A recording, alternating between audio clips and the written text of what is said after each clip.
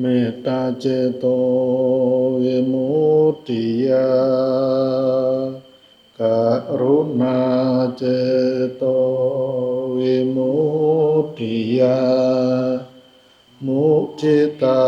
เจโตวิมุตติยา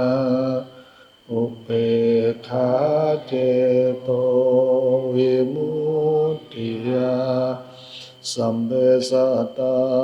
สัตว์ทั้งหลายที่เป็นเพื่อนทุกข์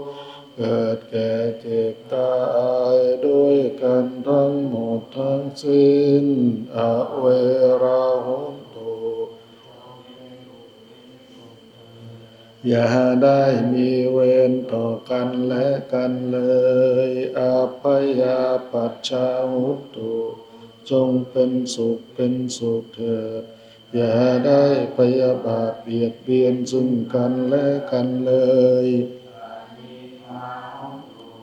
จงเป็นสุขเป็นสุขเถิดอย่าได้มีความทุกข์กายทุกข์ใจเลยปริหารันตุ